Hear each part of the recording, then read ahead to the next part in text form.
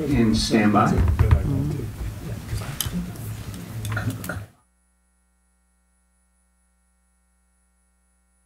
Thank you, and welcome to Select Board meeting for August 5th. We'll start with the Pledge of Allegiance. I pledge allegiance to the flag of the United States of America and to the republic for which it stands, one nation, under God, indivisible, with liberty and justice for all. Before we begin, I would like to amend the agenda. Unexpected item under old business will be interim town manager's contract, and also under news business it says discussion on item 9, Wolf Swamp Fields. I'd just like to make that discussion possible action.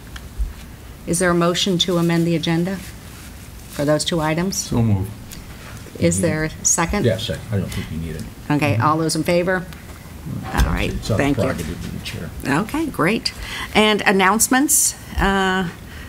Jay, this is your first meeting. Welcome. Thank you. Do you have any announcements? The one announcement, reminder, is that the municipal bylaw relative to plastic bags commences tomorrow. That the Board of Health is in the process, has sent some material out, information. We're getting calls on individual cases. There is an opportunity for a limited time waiver. There's a prescribed form. Anybody, business that was interested in that can contact the Board of Health and it can be reviewed. But that is commencing as of tomorrow. Okay, thank you. Any other announcements? I have a question.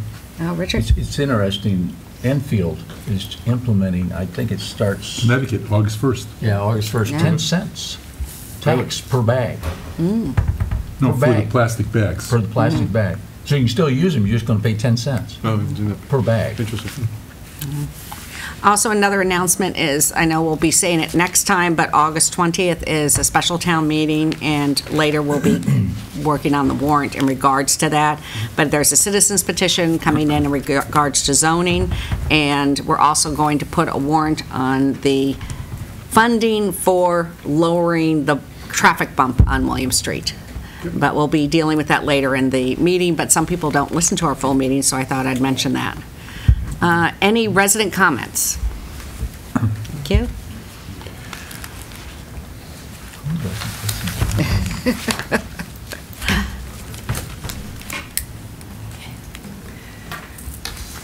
Good evening. My name is Michelle Morantz, and I live at 117 Rugby Road.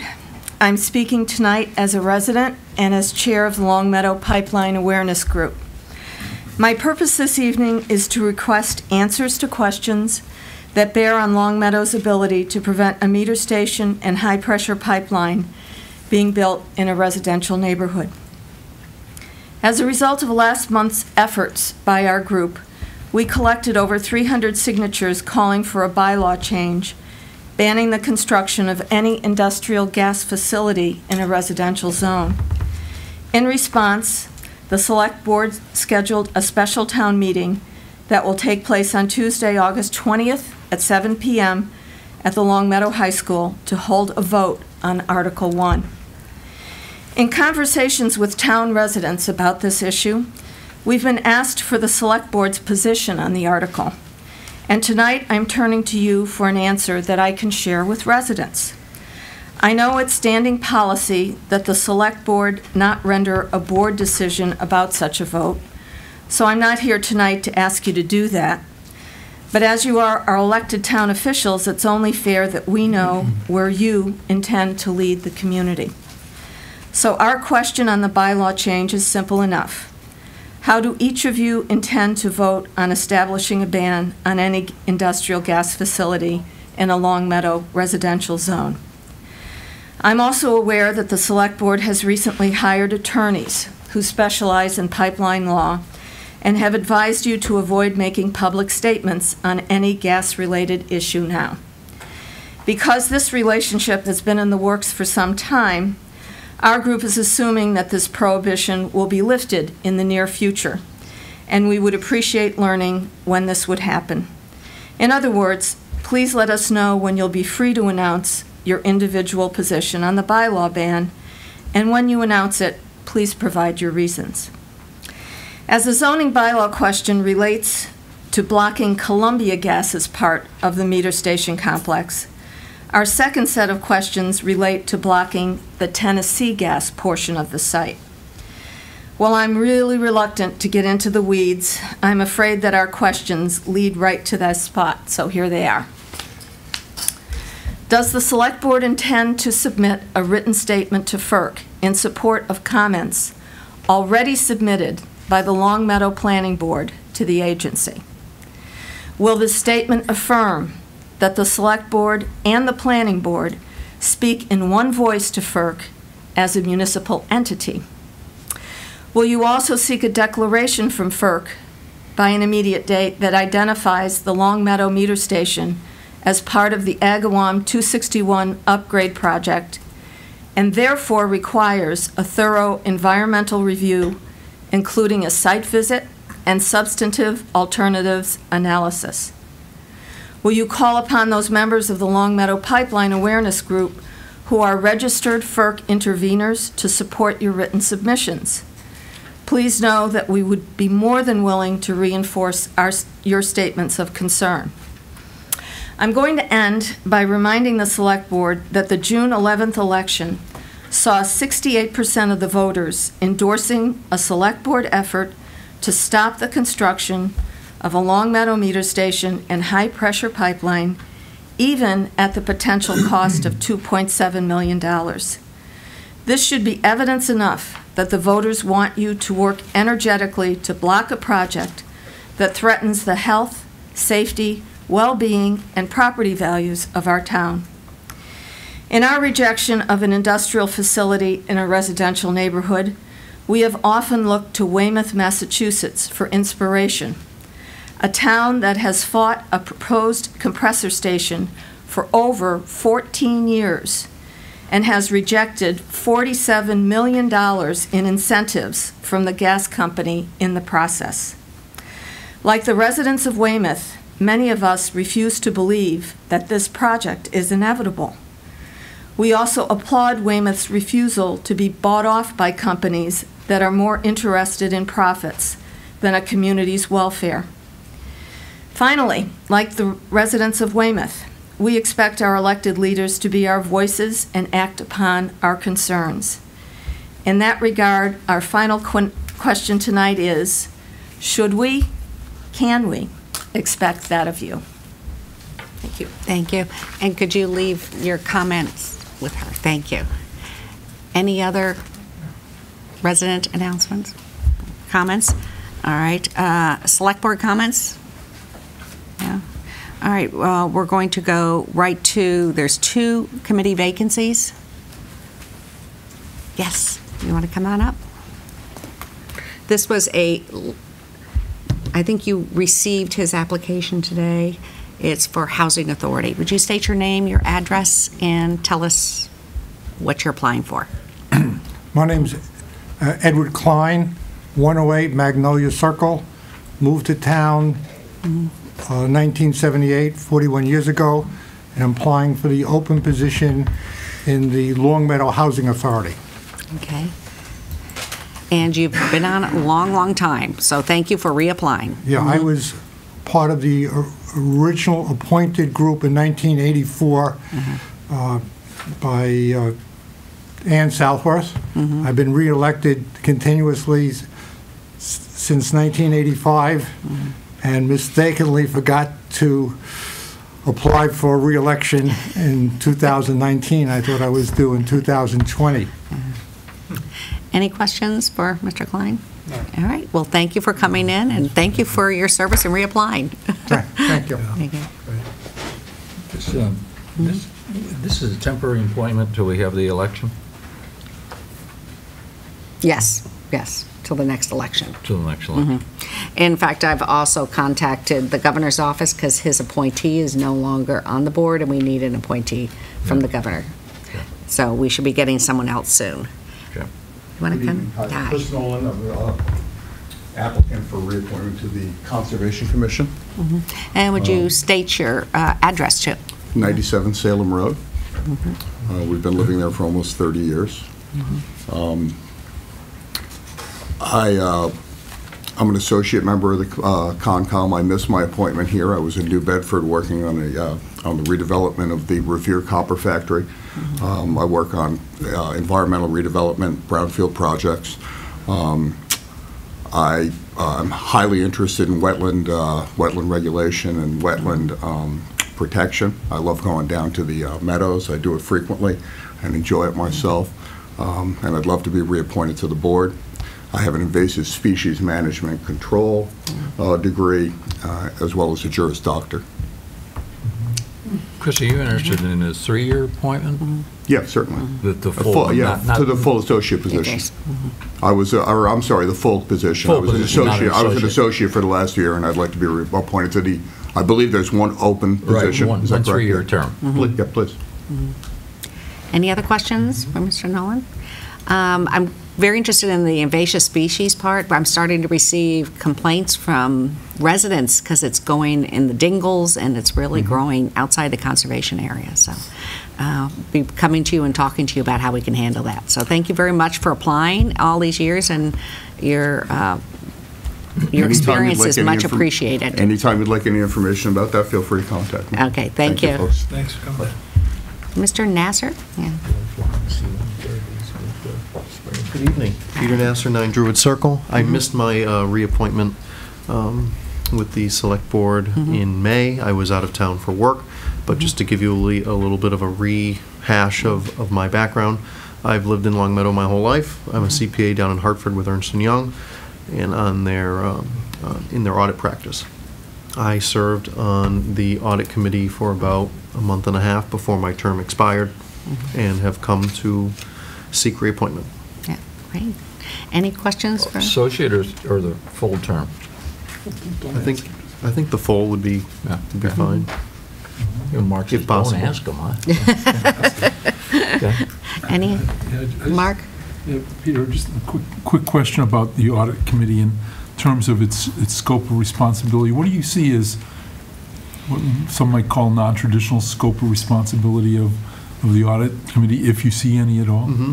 So as I had attended a couple of the meetings, it seems that the Long Meadow Audit Committee tends to have a bit more of a broad purview in terms of what they like to look at, which I think for a town like ours wouldn't be surprising. So I think it's something that, for us, we look at a lot of the financial backing, how we're doing financially, as well as the audit, and seeing, determining whether the auditors are being, looking at the appropriate items, if they're really digging deep into their testing. So that's the basic idea of what we look at. I know the bonding has been an issue in the past as well. Thank you. Thank you very much, and we'll be voting the next session. Thank you. I'm going to jump a little bit down so that our chiefs can end their evening. Would you come up and we'll discuss the contracts? And so we're going down to new business.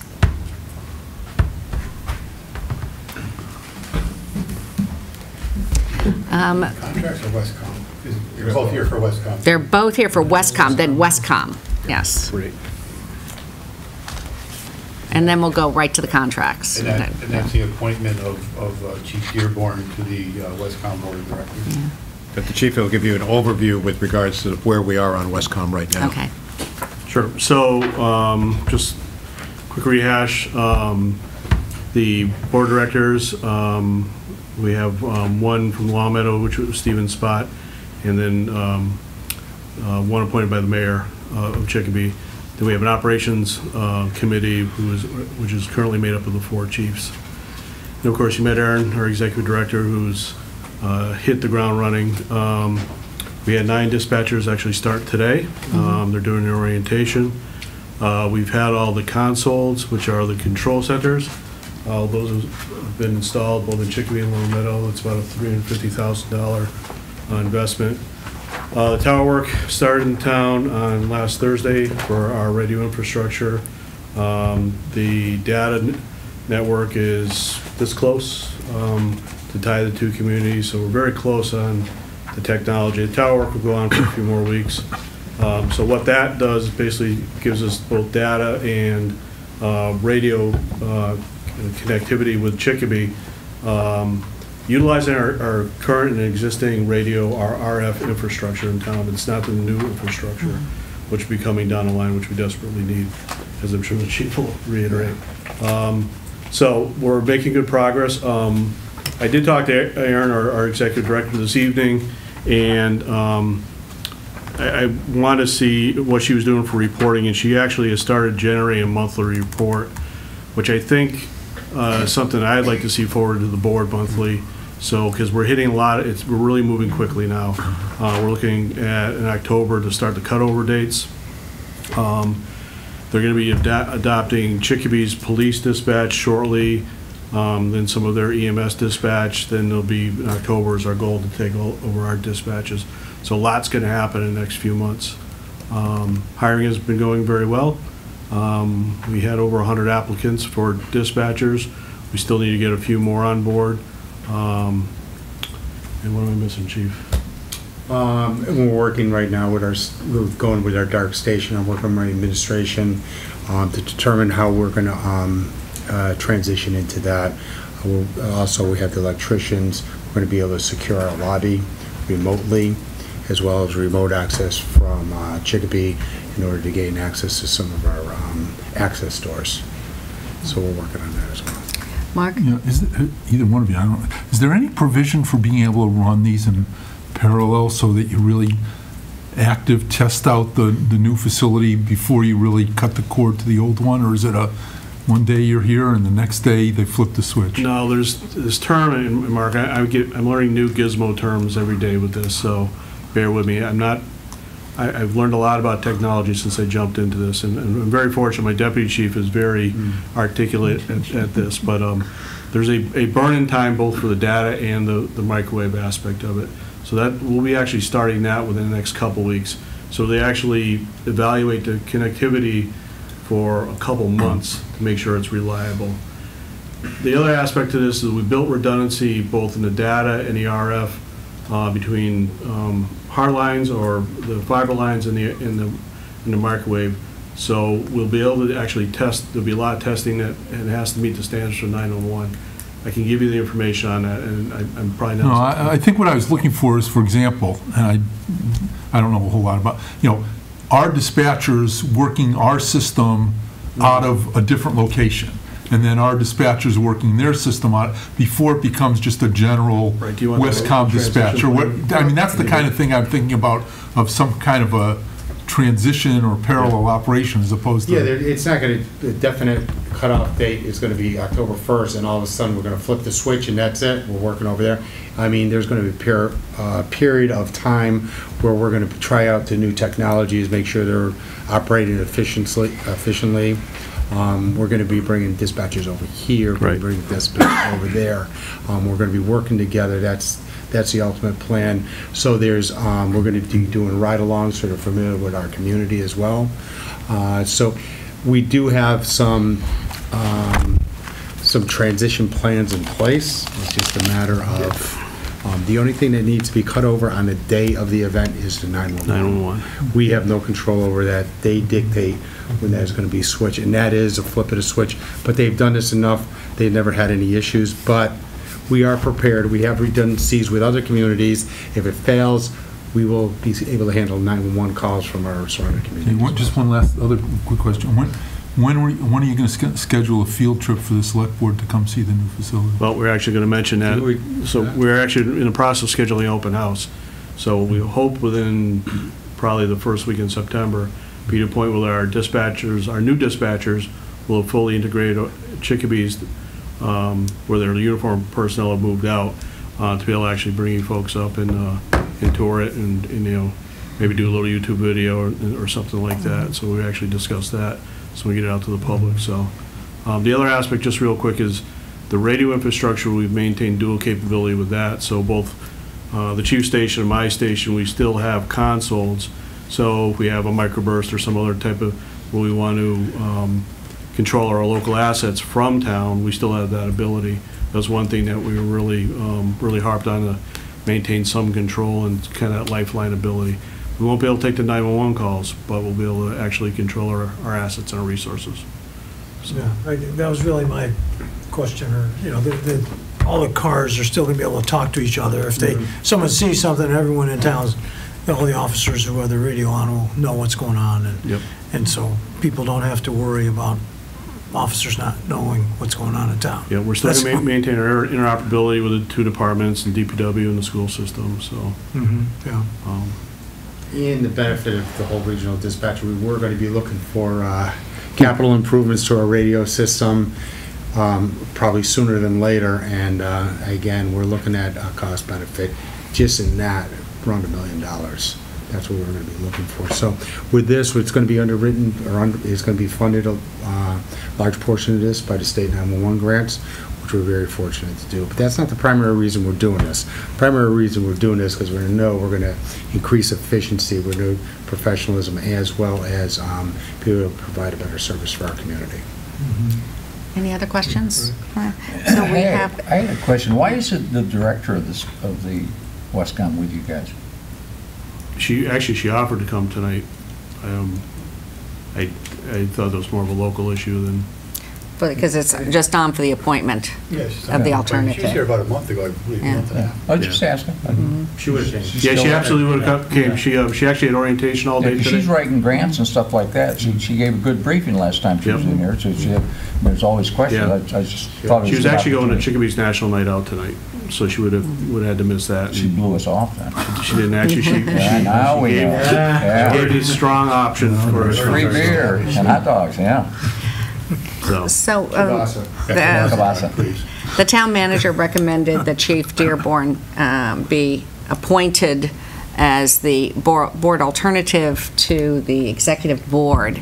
And I'm supporting that. The only thing is I'm going to ask if I can shadow you a little bit to understand the process a little bit more before the new town manager comes in. Yep, and again, I think those monthly reports will help out also, keep you guys a little better in the loop on it, so. Yeah. If that's something the board wants. I just wanted to ask a couple of questions, is in terms of, what is the board going to be doing between now and 4 months from now or so, whenever we have a town manager will join there that needs somebody, and more importantly, I think is there going to be a conflict between the operations side, which I think is very important for you to perform, and this board oversight side, and I just want to make sure that, for my money, we keep you in the operations side and make sure that that's not compromised. Yeah, so as far as covering the operations side, I would appoint Deputy McSada to fill my role there. And he's at every meeting now, and he's actually my internal project manager for this. I mean, because he's honestly on the technology side, he's much more qualified than I am. So basically, the board of directors' workload between now and we get new town managers approving substantial amount of spending. We're looking at almost $5 million in grants if in fact we get the 20 grant, which there's no reason that we won't. So we have a lot of spending. There's policies that are still being developed, including standard operating guidelines between the two communities that we're working out and fine-tuning. So there is quite a bit. I mean, for us to get, this is an extremely aggressive schedule to get operational by October. So every meeting, we're meeting almost weekly now, sometimes twice a week. This week we have 2 meetings. We have a budget meeting tomorrow, so. The Operations Committee reports directly to the Board of Directors, so. Right, but hearing that Jay McSada is going to take over for you, that makes a lot of, helps make more sense for me. Yes. All right, is there a motion to appoint Chief Dearborn? I'll move that we appoint Chief Dearborn as the Long Meadow representative to the Board of Directors until such time as we have a permanent town manager. Is there a second? Second. Any further discussion? All those in favor? All right, just let me know when your meetings are. Thank you. I'll try to hitch a ride. Thank you. Okay. They are posted, but again, and there is one tomorrow. No, okay. Tomorrow's budget, though. It is budget, but there is one tomorrow. Yeah. Did you want to save for the contracts? Or we're going to go to the contracts next? Yeah. Okay, so there's, we'll start with the patrol officer's contract. Any questions on that? Huh? Yeah. Marie, I wanted to bring up another potential issue here, and that was, and this has nothing to do with the current contract, but rather the process by which it was brought to us. And Okay, so you want to talk about the policy first? I want to talk about the policy. I don't know whether it's first or last, but I want to, I want to talk about the potential policy, yes. Okay. All right, so it was in the packet. He sent it out directly, Mark did, because I was late getting my side of the packet together, and it's some recommendations he has on approaching contracts in the future. So I'll speak to it, that the contract, whether it's a MOU, Memorandum of Understanding, or tentative agreement, came to us fairly late, and in my opinion, it wasn't as complete as it could be, and so the policy I'm asking the Select Board to consider is a policy that would require certain items be presented to the Select Board a minimum of 48 hours in advance of any request to review a tentative agreement or contract. And for the people at home, I can go through the list, but people here can read it. It's a summary of the bargaining unit, financial summary of the impact, written justification to support any request for salaries above our guides, information pertinent to the requested Select Board to ratify non-monetary sections, and a copy of the prior contract with the marked up sections, so that we could actually see the effect of the impacted changes on the contract, rather than just a bullet listing of the changes.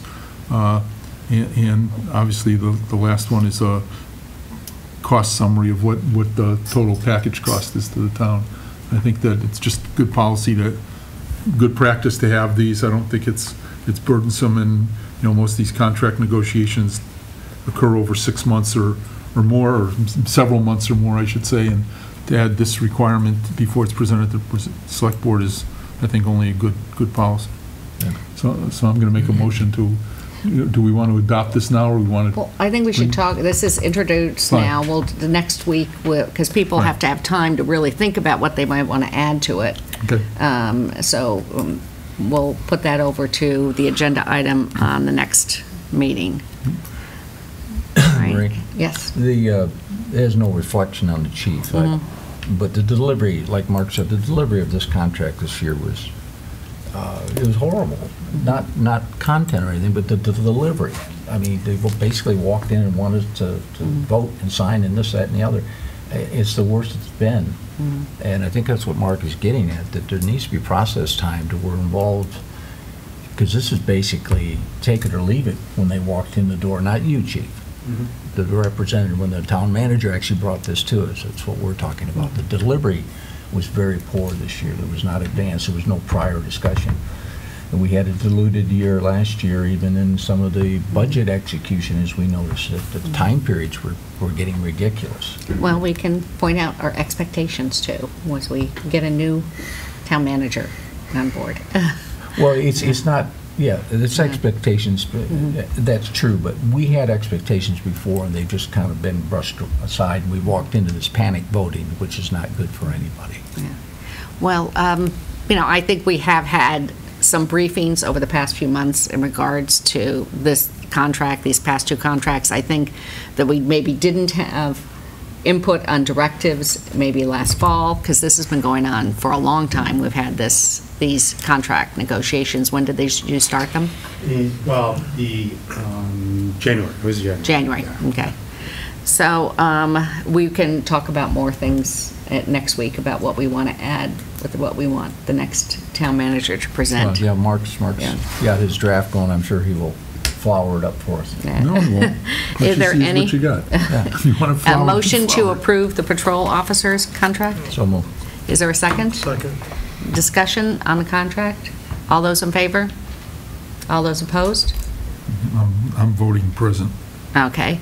And the contract on the dispatchers collective bargaining agreement, is there a motion to approve? So moved. Yeah. Second. Is there a discussion on that? All those in favor? Okay. Thank you very much. Thank you very much. Appreciate it. Thank you, John. Thank you for your time. Marie, I just have to point out that we, probably 4 or 5 years ago, we had a item passed at town meeting that all these have to be posted, all these Yes. contracts have to be posted at the public library, at Storrs Library? Generally, they're online anyway, Yeah, but they're online. I do believe they get over there once they're finalized in the contract form. Yeah. Okay, and going right back up, I know you've been patient. The town manager has asked the project manager to come in. And Mary Beth, do you Yeah, want just to introduce the Get an topic? update with regards to a couple of the issues with regards to the adult center. No, go ahead. Yeah.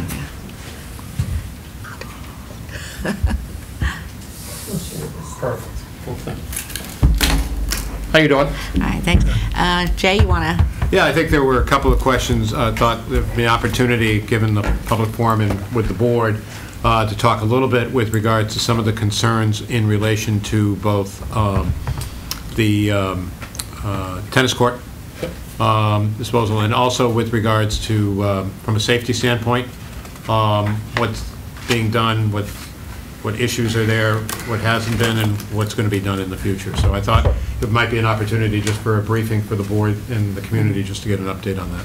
Absolutely. Yeah, I think we just should state from the beginning is that we're talking about the adult center tennis courts and not the tennis courts over on Dwight Road. Okay. Well, we're dealing with a lot of tennis courts lately. Go ahead, Adam, you take it away, you know, the most up-to-date information. Yeah, so we had the activity that we presented, part of the construction project was to remove the exterior tennis courts over at Greenwood Park. And those tennis courts were tested positive for ACM material within the asphalt, so it was encapsulated within the asphalt. From there, we went to DEP, and us, along with a company, ATC, who's the licensed hygienist for this project, wrote a non-traditional work plan, which is a work plan that needs to be approved by the Department of Environmental Protection. And so that non-traditional work plan was approved, and Saltmarsh Industries are licensed to do this work, and they were the ones doing this work under the guidance of, again, ATC, who did all the monitoring for this activity. So they did the air monitoring around the tennis courts, they set up the barriers, and that activity took place last week, and it's currently been completed. All the material has been taken off site and has been deemed clear at this point. So if there's any questions in regards to, yes? Yeah, I guess my question is, who possibly thought that having a bunch of people run around in hazardous suits and everything up with parents dropping off their kids for camp were compatible projects, were compatible activities? I mean, that's exactly what I got phone calls that how can you have that while we're dropping off our, pick an age, 4-year-olds, 5-year-olds, 7-year-olds at camp? It's just inconceivable that we'd have hazardous material remediation within 50 feet of where these campers are. And I just, from my perspective, it's just absolutely ridiculous planning. I mean, we're a community dealing with our public, and I understand it impacts a schedule, but boy, was that terrible planning. Optics. Well, planning. It was optics, but it's planning. If I could just reply that Sure. obviously the subject came up at the building committee, whether or not the public should be notified that the remediation was going to take place over at the adult center, and at levels above our pay grade, where it was decided that it was not needed, that the material was not friable, that it was a short period of time, and that they would deal with the troubleshooting as it came in. And so that's why the plan went ahead, Mr. Gold. I would also like to point out that the remediation or the testing over at this site took place before the work began. And so that the price of that and the scope of the work involved was quantified ahead of time versus what has happened over at the Dwight Road project, where it was not quantified. So the contractor had agreed day one on the project that they secured permission from the DEP to work until 9 o'clock at night, which they did. There was some oversight on the part of the chairman of the building committee, myself, going over there to the job site and making sure that everything appeared to be acceptable. Now, I can tell you, Mr. Gold, I understand the concern of the public, and that subject had been brought up at the building committee level, but again, at pay grades above ours, notification to the town and to the people at the camp and parents, it was decided to troubleshoot as the problems came in. This is a public forum. Let's name names. Seriously, who's above your pay grade? I would say the town manager. Thank you. So that's fine. Terrible optics. And DEP did come out during the process, and they did walk the site, and they did make sure that everybody's complying. And I'm an engineer, and I get it, but if I was a parent of an 8-year-old or 9-year-old, I'd have a whole different opinion. Sure. And I agree with you, Mr. Gold. I would also just say that this material was not friable. It is not dangerous to your health, and I, Right. just like over at the tennis courts on the DPW. I get the science, but the perception I agree, is terrible. the perception is not good. Now, the option would have been perhaps to enclose the fencing with some sort of a barrier and, put, whether it be plastic wrap around the area so people couldn't see what was going on. And that's hindsight, and it's 20/20 hindsight. Maybe we should have hidden it from the public. I'm not so sure that would have necessarily been so wise either, because anyone over 6 feet could probably have seen into the job site and noticed the people in the hazmat suits. So, Thank you. Did you want to tell us a little bit more about the safety on the area and what you've been able to do? Well, I can tell you that I personally went over to the job site and spoke to the owner of the subcontractor on Monday evening and emphasized how important it was on that particular site, that there were a lot of eyes on that site, not only the daycare that's going on continually, but the elders that are visiting the adult center.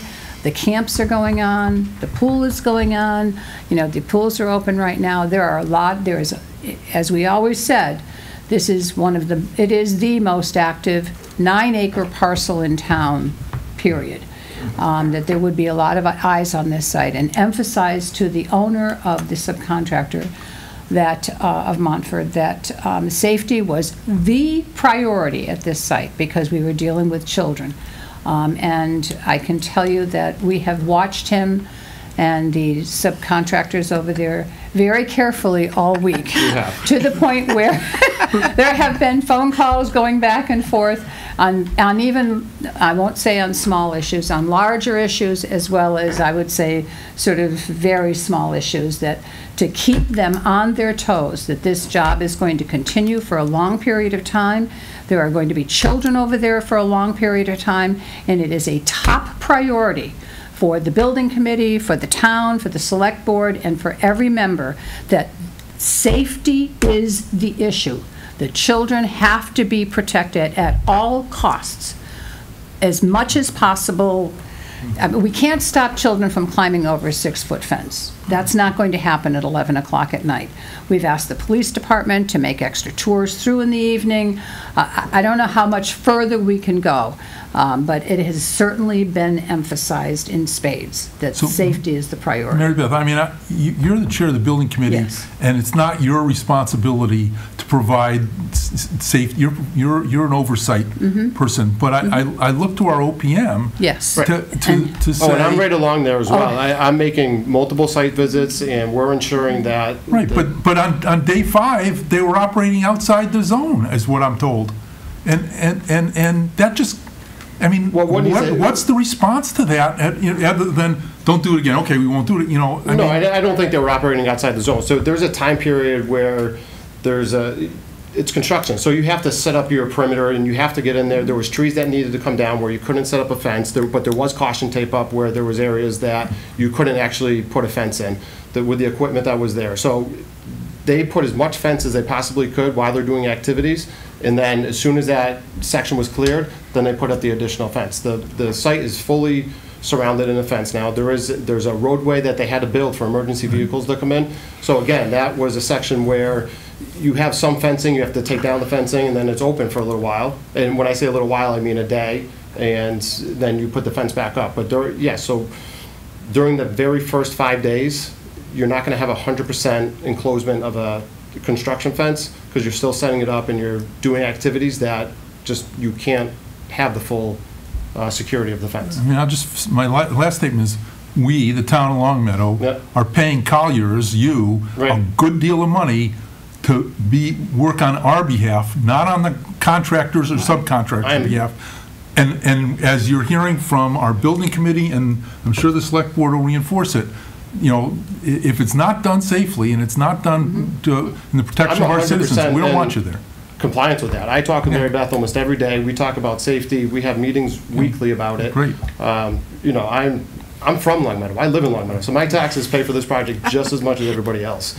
And this is something that, you know, I take pride in, and we want to make sure we have a safe site. I have 3 little kids of my own, so I wouldn't want, you know, them getting hurt on a job site. So I get it. And Mary Beth can track you down. Can I ever? I have to thank Friday night, Mary Beth was there. She didn't see equipment had been moved, and she was in constant contact with you. Yeah. I mean, like Yeah. every half hour, you guys were talking till you Right. got that equipment moved. Absolutely. And he that came out was that evening and at he- 9:30 at night, and then you went out and you made sure it happened. Why does Mary Yeah, Beth so I have to do appreciate that? it. Why should Mary Beth be doing that? He made sure the program, and he was there. He, project manager, did come out and take care But the of it. fact that Mary Beth had to go there Friday night to identify it means that, you know, we had a discussion earlier in executive session about clerk of the works.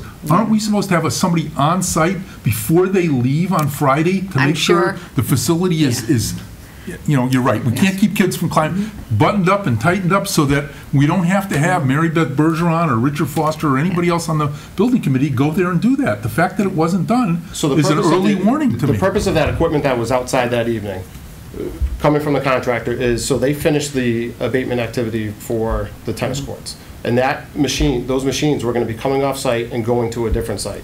So that evening, they were supposed to be picked up. He had an issue with his driver where they weren't getting picked up. So ultimately, what happened is he went there that evening and put them back inside the fence.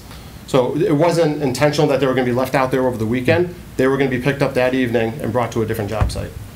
So my point was, it got taken care of, and, you know, it shows that even after hours, you're there and you show up. Thanks. So I appreciate both your work involved to it. And it's, every week, they have meetings to deal with these issues, and they know safety's number one when it comes to this. Right. Yeah. So thank you very much. Any other questions for them regarding the adult center site? We'll be letting you know when we hear new things. I'm sure.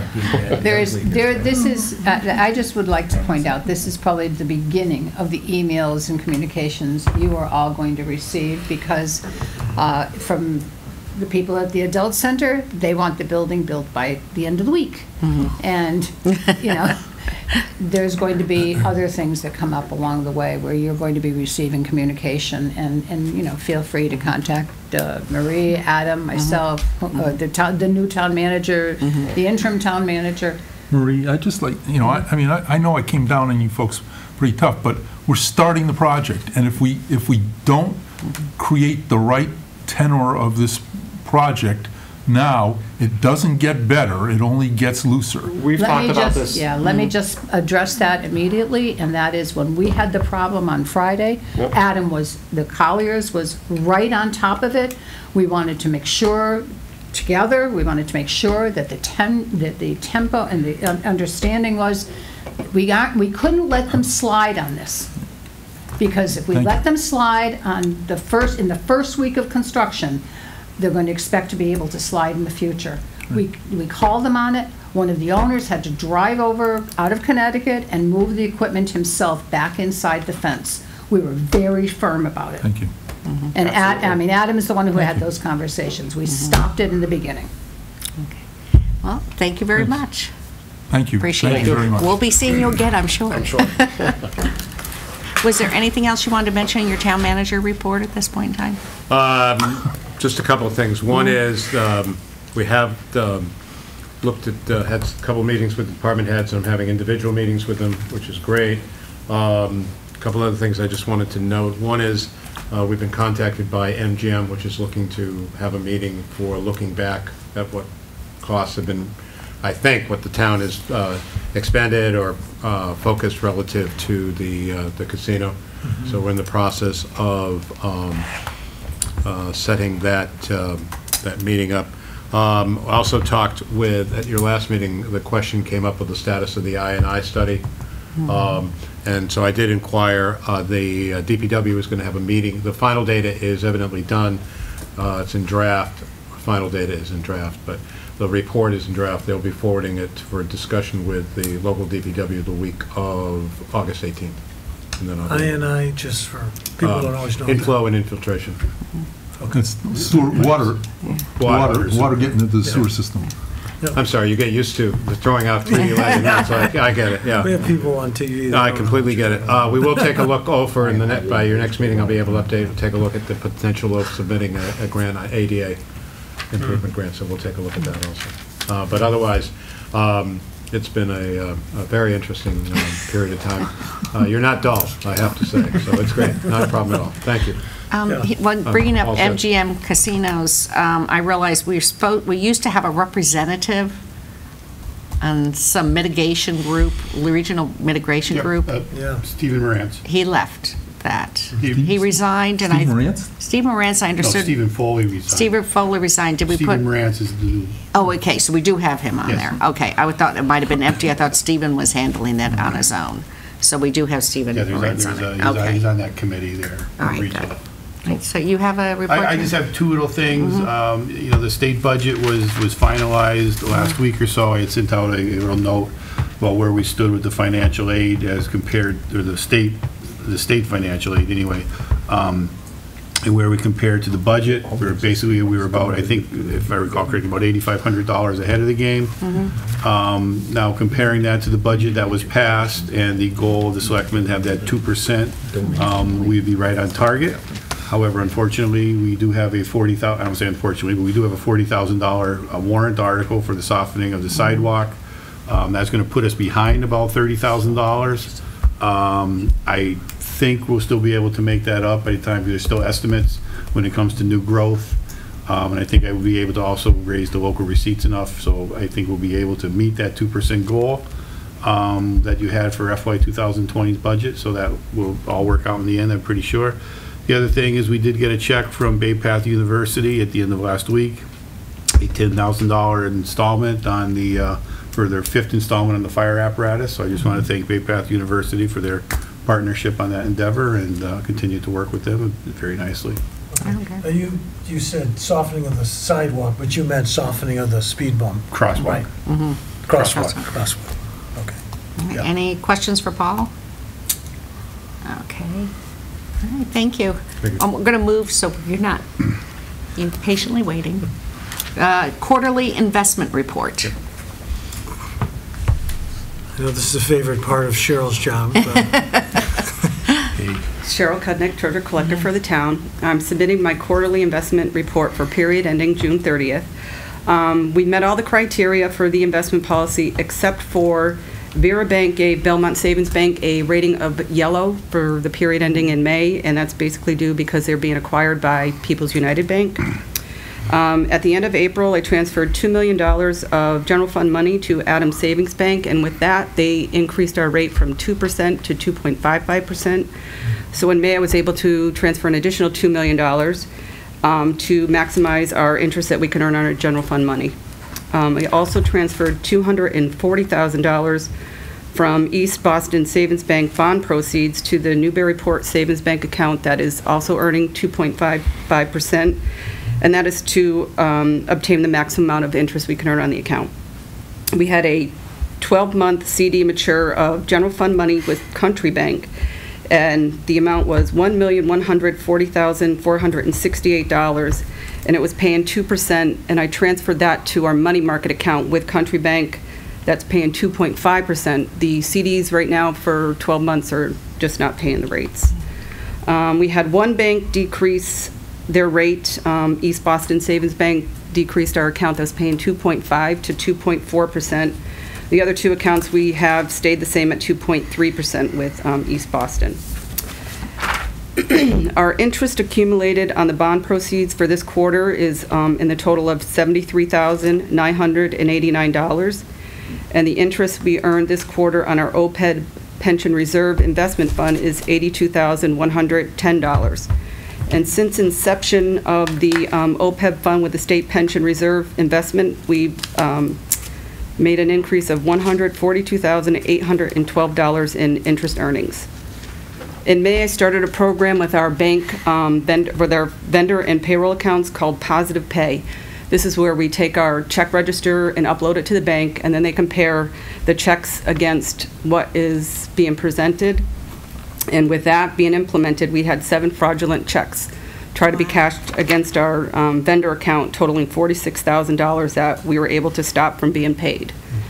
And this quarter, our net increase of $125,056 in cash investment is from paying off a ban in the amount of $1,290,375 and issuing a new and renewal ban of $2,273,125, creating an increase to cash in the amount of $982,750. And as a treasurer, I'll continue to seek the best possible rates and pay our payables and payroll accounts timely from funds that earn the lowest interest rates when possible. Thank you. Richard? You mentioned on the checks, is that somebody that wrote checks for the town of Longmeadow? Or? Yeah, we found out somebody stole a check from one of our vendors.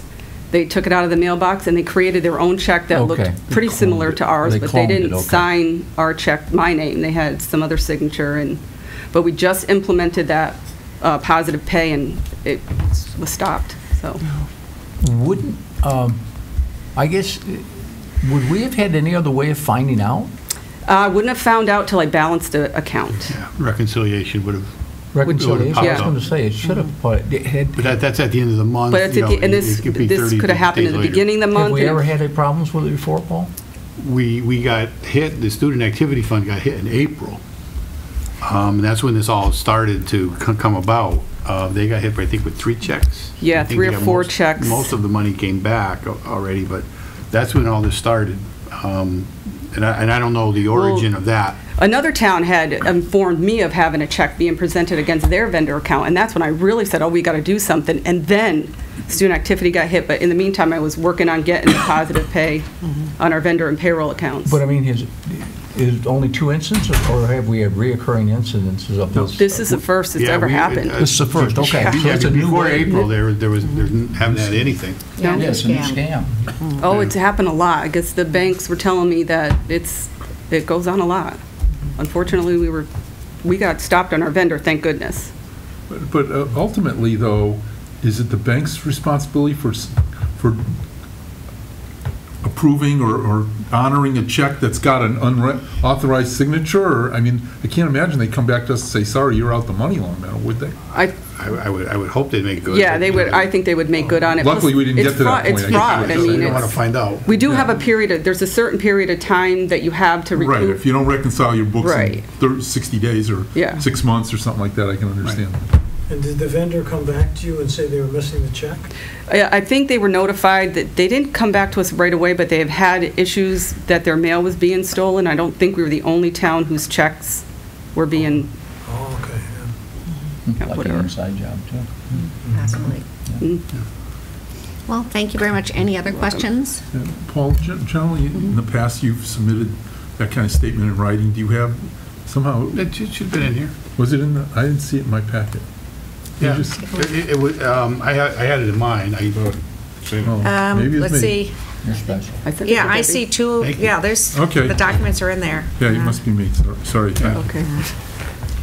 All good? That's all good. Thank you very much. There should be a Word document and a spreadsheet. Yes.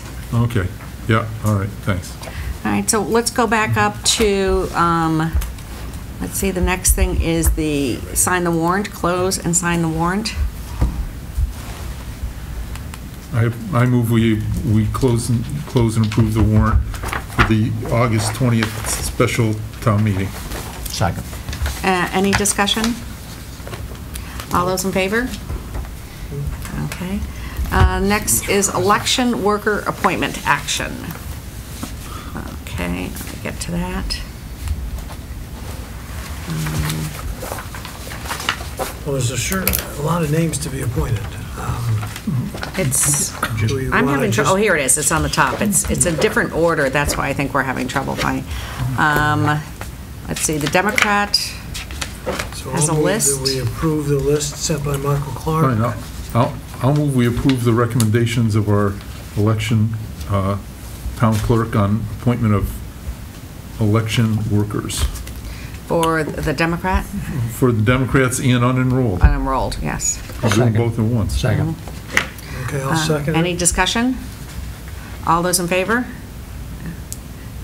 Okay, and we will have to chase down the new chair, the Republican, and find out where his list is.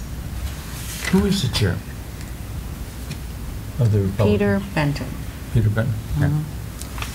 So let me make a note of that. All right. The next thing we have Before our is, next meeting, because it'll miss them for the August 20th. yeah, block party. A block party for Eton Farmington Road. Is there a motion to approve?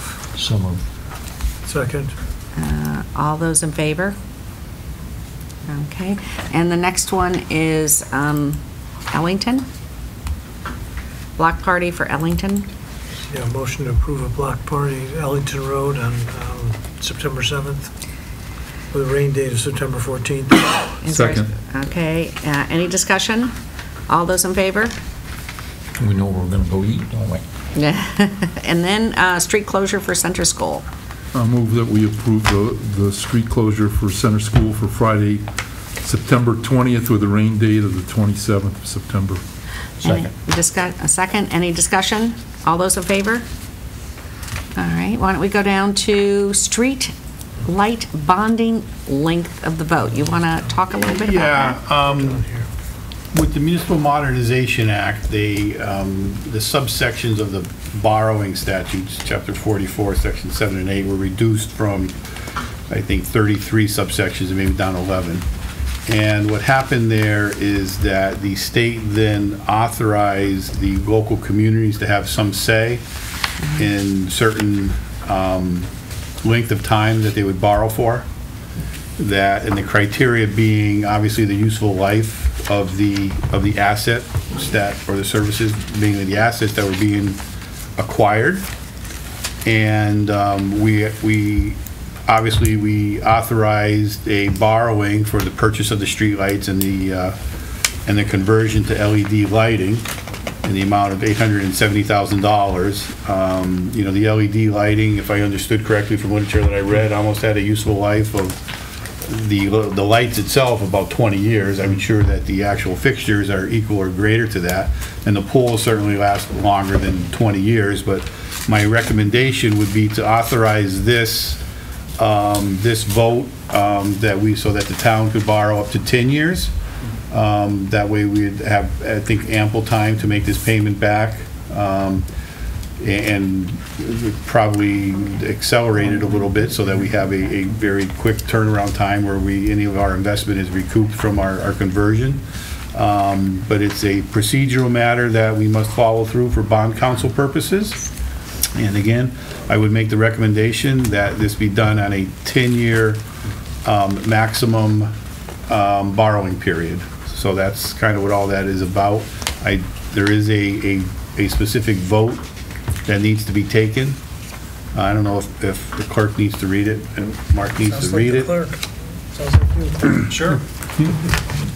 Before he reads that, can I just ask a follow-up question? I mean, one of the things that concerns me is that we make sure that we save a little money starting on year one, or at least we're revenue neutral on year one when we buy our streetlights, and the bond, which is $870, is both a purchase and the replacement of some of the lights. The replacement of some of the lights, and I guess not having worked out the details yet, are we confident that a 10-year bonding of this will result in a year one savings? In other words, might based on the payment amount of $870,000, so let's say it's $90 or $90 some odd $1,000 a year to pay that. Is that going to be enough to?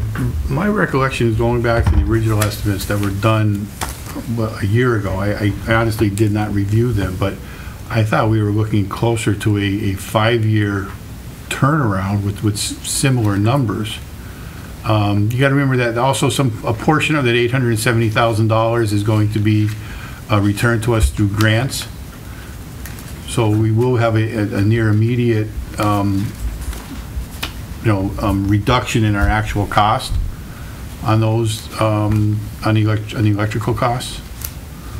So again, Mark, I would have to review it just to make sure. I haven't really reviewed that since when it was done originally. Yeah, that's my point is, should we dot the i's and cross the t's on this to make sure that 10 years, because if it comes out 12 years, I'd hate to have to go back, and I don't know what it's going to come out to be. Or you think we're plenty good with 10 years, that it's between 5 and 8 years or 7? You're right. I would think it would be more or less between, or be closer to 5 years, quite honestly, if I recall what those numbers were. When we went out in North Attleboro for LED lights, we were getting 10-year warranties on the lights themselves from the vendors. Right, So, but the issue is It's not affecting the operating budget. I understand the issues here. Right, but I'm also concerned because this only includes Cobra headlights and not necessarily some of the pole-based decorative lights, and so trying to work that additional cost in might. Haven't done the numbers yet, Paul. I just want to make sure we don't paint ourselves in a corner here that ends up. Again, I'm going off of recollection from when I originally did that proposal. Is this time sensitive to the point where no, I don't think so. It's not like you can't wait 2 weeks. I'm just thinking that maybe we can try to work through some of those, just to feel comfortable that 10 years is more than. Yeah, I mean, I'm not trying to stretch this out to a 25-year bond. Yeah, no, I understand that. Again, I don't think it is time sensitive that it has to be done tonight. We're not going to be in the bond market until sometime in September or October. So I'm sure I'm almost positive that as long as we have it done by the time we hit the market, we'd be fine. But you feel that really 5 years is going to be adequate? I feel it was closer to 5, and that's why I went with the 10, is because I feel that the 10 would be adequate. So it's up to you if you guys want to wait and have a review of the payback. So again, it's 6 one after another. I think the payback's probably close to 5 years.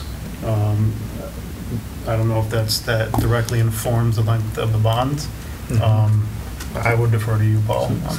Mark, what I was thinking of is that of the 1,400 lights, we've got I don't know what the right word is, a contract agreement, something with the MAPC that they're going to subsidize or give us a rebate on about 650 of the lights, and the other 900, give or take, lights we got to pay for ourselves. And I was thinking, gee, wouldn't it be nice if we could pay for those out of our current, in other words, out of our current operating costs, still at a savings. And so if we took our bond that's 5 years, that would give us, a substantial saving, and made it 8 or 9 or 10-year bond, we could use that difference between what I'll call the MAPC or Cobra headlight conversion, add in the extra lights, and still make it payable by having this bond payment just a little bit lower because it's going out over maybe 10 years instead of 5 years, or maybe 12 years or 15 years instead of 10 years, kinds of thing. That's what I was concerned about. I was hoping to work through the numbers. That's all. I mean, the other thing too is we also had the estimate from the electric company of that $670,000 of the poles we were going to purchase. We're probably not going to purchase all those poles. Fine. I mean, fine. If everybody else wants to go with this, we can go with 10 years. That's fine. I just thought and I can't say that wait 2 weeks and we'll have the numbers worked out in 2 weeks. I don't know that. We're probably not going to get that pole information, which is the biggest nut, probably the crack. Right. So. And what is the next step on this project? You sent the letter, and what's the next? The letter was sent. I have not heard back from Eversource. So I mean, that would be one of the things. The group is meeting Wednesday to go over some other material with a vendor to move forward with next steps. I know Jay has sent out some other information regarding another vendor and some backup information. So really the next step is to hire another vendor that's going to take us from what's known as, on the MAPC proposals, almost like task 3 to the very end, which would be, negotiate the purchase price, do the bidding process for the purchase of the streetlights, the actual implementation type of things, some certain photometric studies to make sure that the lights are as needed, and all those are part of tasks 3 through, the end. And will you have that vendor in place by next meeting? Oh, By I the don't 19th? know. So what I think the way it would work is the committee is going to interview or talk with one of the potential project managers. So what they do is they're Metropolitan Area, correct me on this, Metropolitan Area Planning Commission has a program where they will ultimately give you back grants of 30% or so on certain nights. So what happens is they have 5 vendors who can serve as project managers. Any one of them, I think, is acceptable to them on a blanket. So there's an interview with one later this week. And then the audit has already been done of the lights. That has to probably be reviewed again by the entity, but there's also already been a review of that.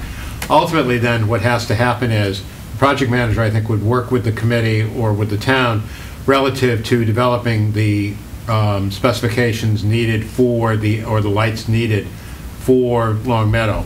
The effort would be to be out for a bid through the Metropolitan Area Planning Commission, which would take Long Meadow's lights and other lights and then try to develop an economy of scale in December. Okay. The award would be made, a decision on that, and then the construction, because it's state money, I think that's involved here, the effort is that the assumption is that the construction is done by May. Oh, okay. So it is a very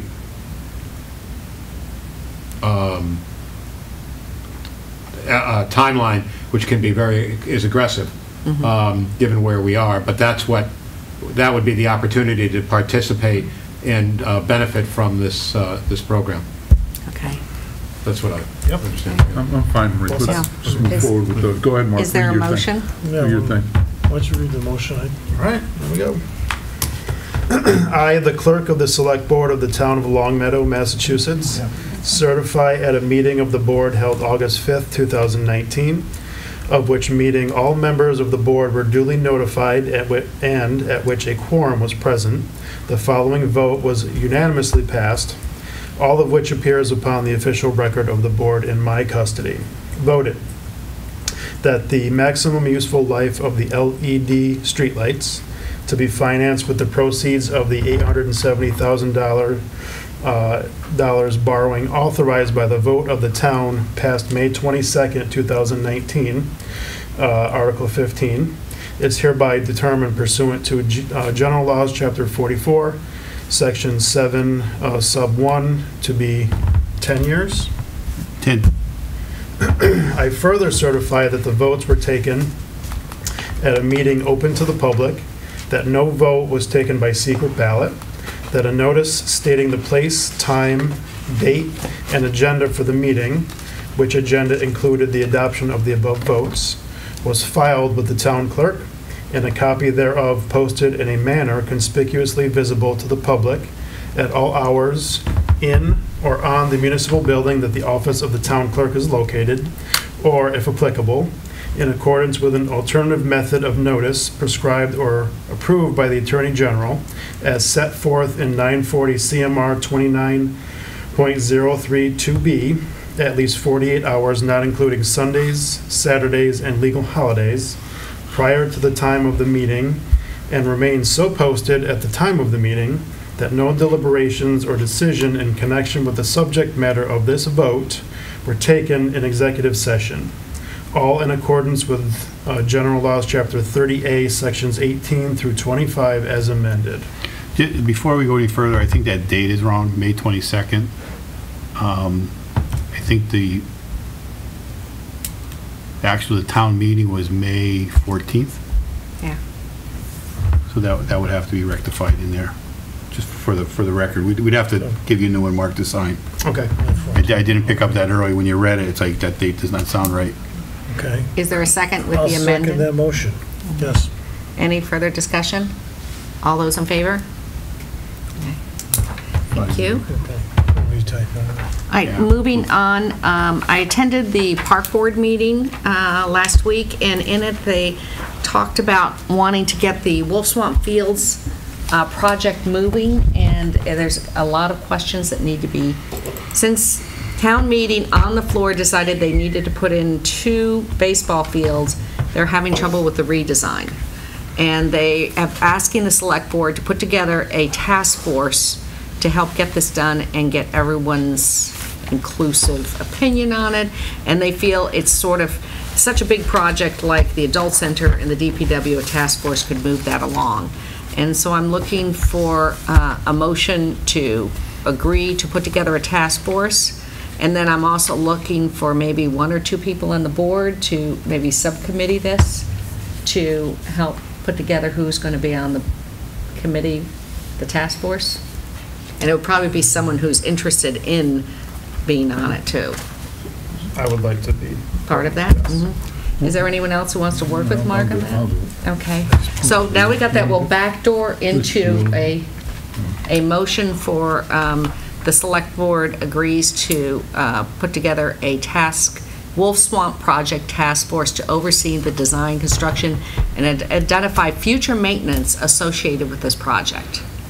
Why isn't the building committee taking this on? It's not a building. Well, it's a structure that we're doing in town.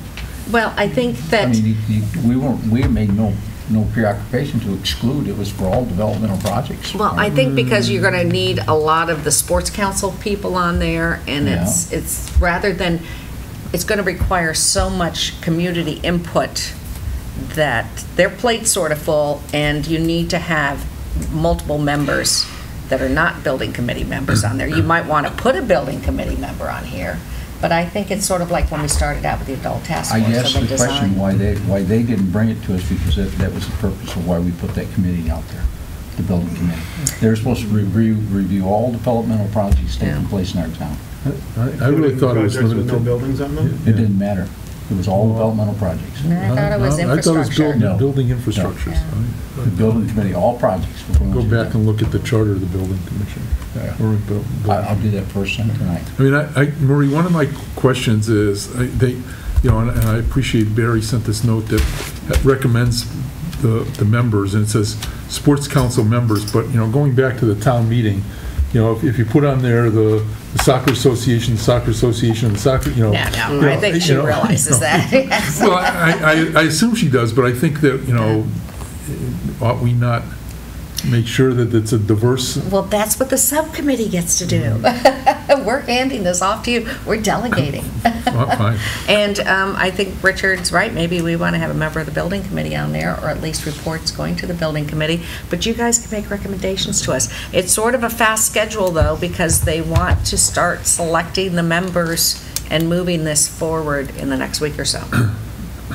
But you'll have to check with her, and Barry would have come here, but it was her birthday. They had other bets. I said, no, we don't need to bring you in on that.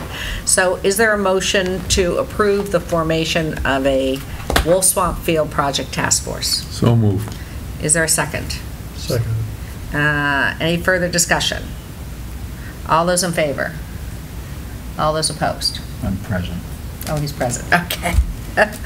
And a subcommittee, we don't need a vote for it because we have the 2 Marks have volunteered. And you can work with the chair of the park board as well as with Barry. If you're developing a subcommittee, you should have a vote. The board should have a vote. Is there a motion to approve a subcommittee of Mark and Mark So moved. for the task force? So moved. Is there a second? Okay, all those in favor? All right, we got the vote. The other thing they brought up at the park board is a very nice sign they want to put on Greenwood. They'd like to replace the sign that currently says Greenwood Park Center, and instead they would like to, and there was a picture of it, or rendition, Long Meadow Parks and Rec, which goes more into the branding of the building, which when the adult center does build will be all Parks and Rec. Is there Yeah, I have some comments on that, Maria. You know, the building isn't Long Meadow Parks and Rec. It's not the headquarters of the Long Meadow Parks and Rec. The building is still Greenwood Center. You know, I mean, I'd be much more comfortable if it said, you know, if somehow it was the Long Meadow Parks and Rec at Greenwood Center or something. But the building isn't, you know, we ought not be renaming the building for, in my opinion, for a lot of reasons. But it's clearly, it's not the Parks and Rec, and that's the impression I got when I saw that sign, was that it's the headquarters of the Long Meadow Parks and Rec department, and you know, or they run the Parks and Rec out of there. Lovely sign, but it's not what the building is. I had the same reaction, Mark. Well, it will be the Parks and Rec when the adult center moves out.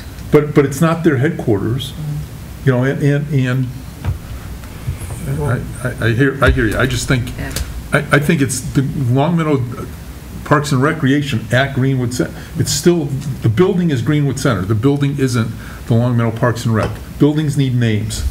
You know, or does that mean in the future we say, well, we're going to put a new roof on the Long Meadow Parks and Recs? Probably, at Greenwood Center. No, at Greenwood Center, because it's Greenwood Center. I mean, Okay, so is anyone putting a motion on the floor to approve the sign? No? Okay. Do we know if have they procured the vendor yet, or this is just a proposal? Just a proposal. It's I mean, it's a beautiful sign. I like the sign. Just my initial reaction, echoed Mark's, was, my question in my head was, are they moving the Parks and Rec department to that building? Which, I don't know if that's enough to not approve the expenditure. It was a question that I had. But isn't that that's where Barry operates from? I mean, she works out of the community house. Her main office is at the community house. Oh, she's, okay. All right, so we'll tell her she better come and, if she wants us to advocate. Again, I mean, I don't know if it's her plan or if it's in her authority that when the adult center is completed, that they then move over there at that point in time. I'm not quite sure. I mean, that was part of a proposal at one time, so. Okay. Okay, so we're going to move on then to the addition I added to the agenda, which is the interim town manager contract, with all of the projects coming in town, reviewing of contracts, dealing with special projects. Jay has found that he went vastly through the 20 hours or 30 hours we had planned, and so we wanted to know if we were willing to put flexibility on that contract. Well, it was never my desire to have it 24 hours to start with. Okay, so you don't mind Either it? way, I can work it either way. No, I wouldn't mind if you're here 40 hours. No, I'm good. Charming as it is, does our contract call for already telling I'm going to enjoy all of you. I think it was limited to 3 days and so many hours. Was it? Yeah. 24 to max of 30, and I'm just suggesting maybe the 30 be moved a little bit. Can we move up to a max of 38 if needed? Do you approve of that? Is there a motion on the floor to do that? I mean, it's just flexibility in processing. I don't want to put payroll in any kind of a thing either. Is there a second? I'll second it. 30, it's fine. Any discussion? All those in favor? Yeah. Okay. I'm going to go right back up to the old business. Okay, Jay, now it's 70 hours a week. Now we can really slow down the Have lunch meeting. on that one then, okay, fine. Yes, he's waiting for a call. I did. I sent him back. Okay. Oh, where is it? So on I put together a little chair report because I wanted to also, here it is. Okay, we talked a little bit already about the Greenwood Park Adult Center issues. The pool is open. The kiddie pool has opened in Bliss Park. I wanted to tell you I attended the tree committee meeting, and it's really been a challenging year for our tree warden, David Marinelli. With the microbursts added just more challenges. Since January, he's removed 147 trees in town that have been identified. There were a lot more that still have been identified that need to be removed. He's only planted 80 since the fall. He was hoping to really at least start catching up because we removed so many trees with the weather damage we've had since 2011 that we're falling behind. His scope of work is only supposed to be covering the shade trees that are on town property. That's $14,000. But he's often called to take care of emergency removals in the parks, and he's been called to advise the schools. Right now, there is no line item to take care of dangerous trees in the parks. He has a summer intern who's helping him creating a functional inventory system. There's still many trees that need to be removed. He did get a grant to help take care of this. Eversource has stepped forward that they want to start removing some trees around the circuits to keep them safer, and he's trying to help them coordinate that with the trees that have already been identified as definitely needing to come down. He's already running short on funds for removal and also for plantings. He has requests for 131 trees this fall. You can see the work he's done because he's starting to add those alligator bags to the new trees because there's been a problem with trees not being watered and dying. Or gator bags. Gator bags, okay. Not alligator. Okay, gator bags. So you know, see the work he's doing, but he's not going to have enough money for the 131 that he needs to plant now, so he'll probably be coming in front of us sometime in the future. There's a public hearing on the 8th. He has to have a public hearing, the tree committee, whenever they're going to be removing trees in town. And there's the next set of trees is for the 8th. He's had an ad in every reminder and every in the back of a public hearing on a bunch of trees. I mean, he's doing a great job. I just wanted, Paul, you may know because you know the budget so well, but is there any money, any funds for trail maintenance for Trail Parks and maintenance? Recs? Because some of those trees, like I know the ones that came down in Bliss were blocking the trails. They cleaned them up pretty well. And that was the tree committee went ahead and did that. Yeah. Well, but let me is say that trail maintenance? there is money for trimming and removal of trees, not specifically on the trails, but in general. But I mean, from a different piece No, of the budget. there's like nothing specifically set aside for trail maintenance or trail anything like so that. recreation, we don't have any of We that do not kind of have anything funds. like that specific. Because that would be another way to approach it, is that because people use these trails. Well, he's And I going wonder- to, he says he's going to be coming forward with more money requests on his budget. Also with the microburst, a lot of those trees he took down out of his budget, and we're not getting reimbursed, are we? We're not getting reimbursed, but we're also tracking those separately, and it was my intent to whatever we have tracked for that microburst, to go to the special town meeting and take care of that microburst issue as a standalone. And we're talking about $225,000 worth of Right.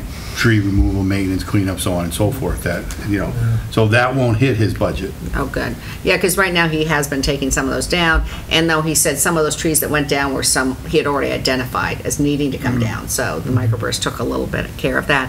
Planning board's going to be having to have a hearing on the zoning warrant article, so that'll be coming up. I know their next meeting's the 15th. I'm not sure if they're going to combine the two. Let's see. Also, town manager search, Bernie gave me an update. He said that really nice resumes have been coming in. They're going to be funneled within the next week or so to this town manager search group. They're going to be reviewing well, you should know that too, that you should be reviewing them, and not this week, but the following week. And he said the 29th is a possible meeting, but I think that your interviews will be done by the end of the first week in September. So hopefully we'll get something to us by the end of September, because we've got to give a little bit of room. One member, your appointee, Ryan has pulled out, so we will have a majority women now. But should he not be authorized to appoint somebody else? I think that we're so far down the line, they've already had their first organizational meeting No, is we have coming not up. met. We don't meet until the 21st, if I recall correctly. Yeah, you could put it on there. I think that he's having trouble getting everyone to show up at the designated dates. Even more of a reason. Yeah. I'd be willing to entertain having Richard appoint somebody else. I don't know of anybody. Okay, that's fine. Brian was I'll give you names. excellent. Well, yeah, you got somebody, get him in there. Yeah. So that's, the committee's still moving forward. He feels very confident. He says he thinks we got some good interviews. I did get a phone call from Kathy Hill. I reached out to her. She called me back. She's over at East Long Meadow, and they are starting to look at their interim and starting their searches. I got a phone call from the Reminder asking, do you think there's a conflict? I said, no, they're a different form of government than ours. We're actually, I think, be able to support each other in this process. And there might be another town in the area that'll be looking for a administrator too, so You know there'll be a something, lot Laura? of changes. A lot of interesting changes. So I also mentioned to Kathy, and she said she would be very interested in some sort of joint meeting between the council and the select board this year to see if we can see any projects working together. I know there were some things we were looking at, and there's more things in the future.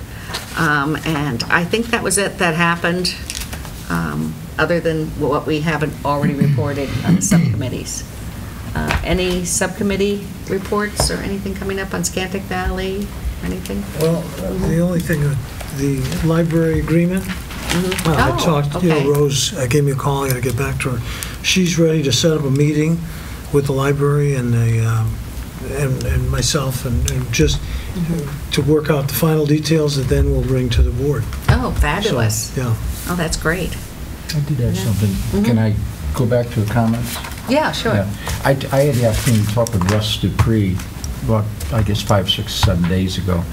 Apparently, he's still very, very active in holding meetings with the Boston people and with local governments around here on this concrete issue. And they've been diligently working on a database, putting together like a scatter map showing where all these homes are at. And the deeper they go, the more prevalent it is on how many homes could be affected in this area. It's far greater than they ever imagined when they started, especially East Long Meadow. East Long Meadow apparently is not participating too much in this, but apparently a tremendous amount of their construction over there was from this concrete plant. They found verified cases now as far as 90 miles away from that plant. So this guy was hustling concrete well past where he should have been putting concrete. A lot of the homes are still selling. Apparently realtors are not doing disclosure information on this. It's kind of don't ask, don't tell. People are getting engineering reports saying that there's only 2% in here and don't be worried. Well, you'd have to do cores all through the whole thing because each truckload of concrete that was brought could have different levels of this ingredient, this peronite or whatever it is in there. I just want to let the board know, apparently he is still moving forward. There's a lot of action. There'll be a meeting while I'm gone. I was going to talk to Mark Strange to see if maybe he wanted to participate in that. So you've taken, Stephen used to be on those, be involved on some board in regards to this issue. I don't know. We never heard anything back from him, but Russ apparently is very involved. And Did you want to be the liaison? No, I've been talking with Russ. I'm with Russ anyway, Okay. chatting back and forth, but I won't be here for that meeting in September. And that's going to be the next actual meeting. When is it? I'll get the date to you. Sure. I asked Russ about it because I really wanted to be at it because they apparently are getting a very strong coalition being formed. And of course, you know, Russ did do all the work on his home. Yeah. He jacked the entire home up and put a brand new foundation under it. But there are the brief survey that I was doing in Precinct A, and I stopped doing it. I was shocked on how many homes and additions and et cetera, et cetera, et cetera had been done in that time period. I mean, it was starting to be a very alarming amount of homes in our community, just on Precinct E alone, that had the possibility of having this defective concrete. And we're not talking about subpar builders. We're talking some of the major builders were using this point down here because the concrete was cheaper and he was bidding it cheaper. So it's not just fly-by-nights. These are the big guys that were doing it. And Steve, I know we had that meeting with Richie Neal about this quite a while ago. Right. And one of the things that came out there was the fact that the concrete company had burned down, or records were destroyed. So how are they tracking this through the building records? They've got people going into building records and interviews. Tom, there's a lot of people working on this because it's likely $1 billion issue. Yeah. If not multi-billion-dollar issue. Yeah. And, you know, you figure the construction that's taken place in East Long Meadow, our close neighbor, since this time period, it's phenomenal. And there's commercial construction, everything else is going to be affected. Yeah. So it's big. Yeah. It's a lot bigger than anybody knows, and it's sort of like that thing that nobody wants to look behind the curtain because it's such a dangerous issue. Are you familiar with it? Yeah. Yeah, it's bad. All right, so we'll look forward to your report from September. Sure. You can make them. Yeah, I'll get the let me information. know. Just I'll wanna get make the sure I'm information to you. available. And so the next meeting, I'm going to move the goals because I realized I really needed to get everybody that goal sheet that we did for the past 2 years and we worked off of, and then we can put the vision and all those other things across the board. So the next meeting, I'm going to have down goal setting. Richard, we're going to have the TIP project come in. I've sent an email to the guys. Okay. And we're going to review contract delivery policy. Is that how you want to call it? Sure. Contract delivery. Is there anything else people want on the next agenda? I'm just saying, did we approve the minutes of the July 10th and 15th? Yeah. You weren't here yet, Tom. No. No. We didn't do the old business. You weren't We got to here. go back to that. Yeah. I guess. All right. I'd like to forward a motion to approve the July 10th special meeting minutes. Is there a second? Second. We approved a whole block of them. Yeah. All those in favor? Yeah. Okay, motion for the July 15th? Yes, I'll make a motion for July 15th, regular meeting, approval of the minutes. Is there a second? Second. All those in favor? Okay. All right, so going back to my question, anything else people want the agenda next time? So I have a set of drawings from the Colbest Group dealing with the parking lot on the corner of corner of Bliss and Long Meadow Street. And they have put together an agreement, a legal agreement, that he sent to me that I'd like to send to the board. Okay. Consideration for next, I think it probably has to be vetted by council and. Yeah, I think the issue in regards to that is we never pay for parking, right? And they want us to pay for the parking on that building and the renovations on that parking. The agreement basically says as long as we give, the town gives them permission to do it, that they'll pay for the construction and they'll maintain the parking lot or whatever we're going to call it. With no responsibility or liability for the town. Okay. So this came before us once before. I think it did, and it came, and then it stopped. Well, because the lease fell through, or the potential lease fell through. That's right. So this is the visions, Alex's, right? yes. So Right. Alex's was going to go in there when they moved. Yeah. So I have that. I'll send it. I didn't want to confuse things. Yeah, why don't you send it to Jay first, and he can make sure, he'll run through with legal, and then we'll get it to, so that's great. So I'll put that on the next agenda too, okay? All right, that's it. Any other? Just a public note, people who said tip, DPW will be at our next meeting, hopefully, to give us a briefing on current projects they're working on and also next year's projects, and talk about the Transportation Improvement Program, on what projects they're wanting to move forward with and where they need funding. So it'll be hopefully a dog and pony show, but they're also going to be asking for money in the future. That's the purpose of it, to keep us briefed and keep us more informed on what's going on behind the scenes that we don't see. So people out there in television land, you make sure you tune in, because it affects everyone. We're going to be talking sidewalks, drainage, road repairs, And a I lot of think good stuff. if it's okay with everyone, I'm going to keep executive sessions at 6, so it'll be easier for Jay to get back to home. Just keep feeding us. It won't be late. No. And- Nothing for me. No. We're here for, sure. No, once you start turning this off, they go mushy really quick. Very quick. No, we don't need that. Okay, is there a Just don't motion? have any more executive sessions. No, yeah, I Well, you know, wish. I don't know why we always start at 7. I don't know who mandated that we start at 7. I don't know why we don't start at 6. Amen. Yeah, I mean, the schools, they don't start at 7 anymore. We used to start all our meetings at 6. Yeah. I don't know how it was 7. I mean, you're Do you retired now. guys want to go open session No. at 6? And then Yeah. I don't have to, do I still I have don't to know feed if I you? would. I don't know. I work for a living. I still have to get things going, and I'm lucky to get here at 7. I mean, Okay, so we'll 6 do would be a executive bed. section at 6. We'll have remote I can do an participation. executive once in a while. Executive Okay. session 6 is fine. You know, Yeah. 6 on a regular basis would be tough. All right, is there a motion to adjourn? So move. Is there a second? Second. All those in favor? All right. Thank you very much for joining us. We'll see you on the 19th in 2 weeks.